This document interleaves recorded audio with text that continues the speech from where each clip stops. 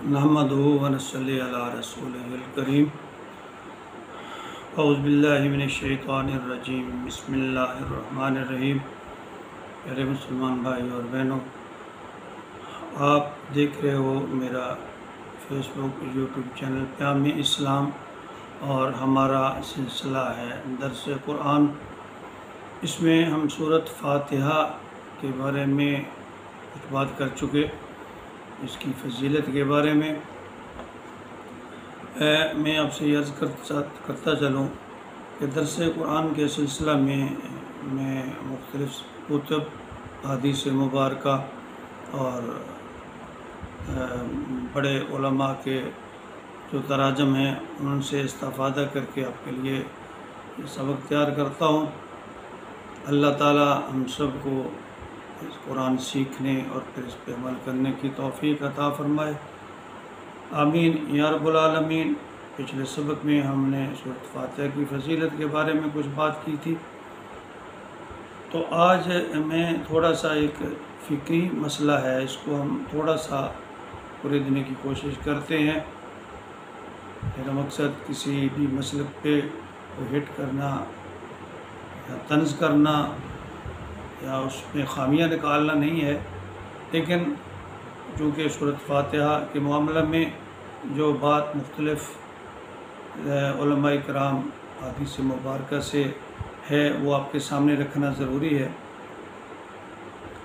بعض حضرات نے اس حدیث کو اتنا ہم سمجھا ہے کہ آپ باجماعت جہاں یہ جو ابھی پچھلے سبق میں ہم نے حدیث مبارکہ پڑھی تھی کہ لا صلاۃ لمن لم یقرأ بفاتحہ الکتاب، کہ سورۃ فاتحہ کے بغیر نماز نہیں ہوتی، تو اس اعتبار سے بعض حضرات جو ہیں اس حدیث کو اتنا ہم سمجھتے ہیں کہ آپ باجماعت نماز پڑھ رہے ہوں تب بھی ان کے نزدیک، یا آپ انفرادی طور پہ پڑھ رہے ہوں، آپ نے سورۃ فاتحہ کو ہر صورت میں پڑھنا ہے۔ اس کے وہ مختلف طریقے بتاتے ہیں کہ امام ایک آیت کو پڑھے، تھوڑا اس میں سکوت ہو، وقفہ دے، مقتدی پڑھ لے، یا پھر امام ایک دفعہ پڑھنے کے بعد سورۃ فاتحہ مکمل کرنے کے بعد کچھ وقفہ کرے اور پھر لوگ اس کو جو مقتدی ہیں سورۃ فاتحہ کو پڑھ لیں۔ لیکن امام ابو حنیفہ رحمۃ اللہ علیہ کا جو موقف ہے اس کے بالکل برعکس ہے۔ وہ فرماتے ہیں کہ سورۃ فاتحہ جو ہے وہ امام کے پیچھے بالکل نہیں پڑھنی چاہیے، امام کی قرأت ہی مقتدی کی قرأت ہے۔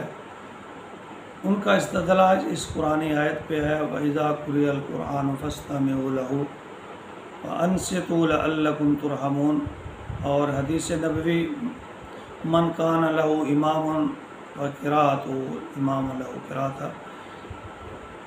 تو یعنی وہ کہتے ہیں کہ مقتدی کی جو قرأت ہے وہ امام کی جو قرأت ہے وہ مقتدی کی ہی قرأت ہے، کیونکہ امام ایک نمائندہ کی حیثیت سے ہوتا ہے۔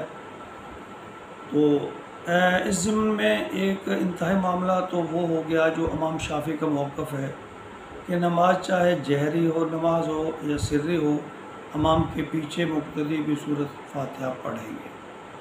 یہ امام شافعی رحمۃ اللہ علیہ کا جو قول ہے۔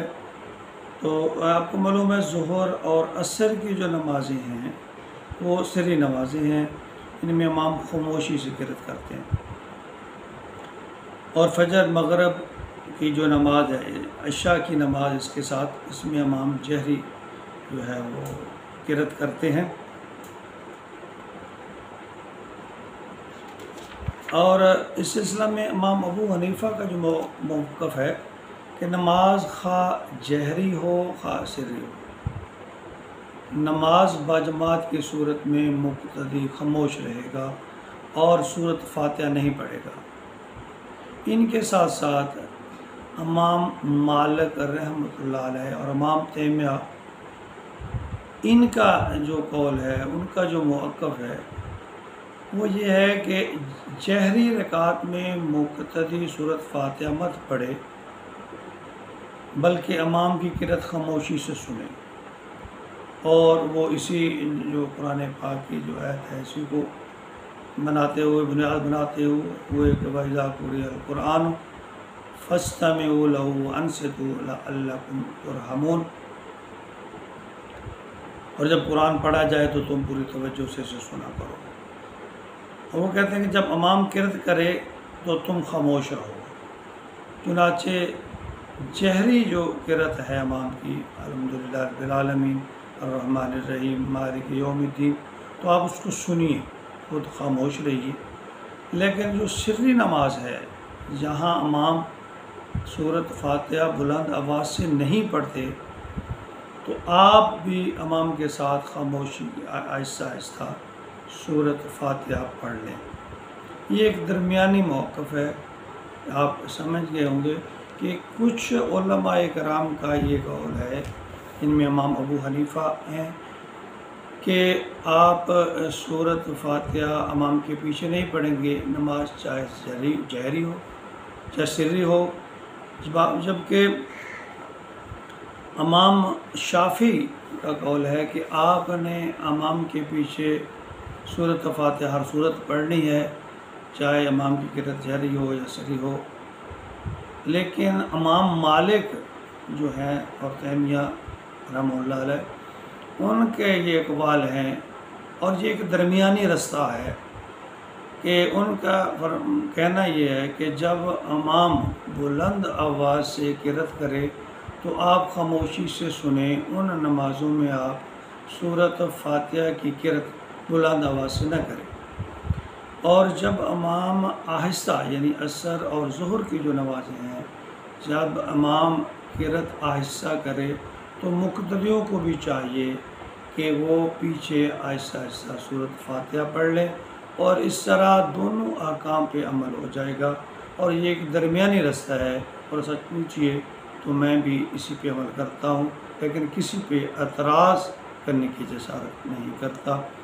اگلے سبق میں ہم انشاءاللہ اس کی ترجمہ اور تشریح پہ بات کریں گے۔ اللہ تعالیٰ ہم سب کو عمل کی توفیق عطا فرمائے۔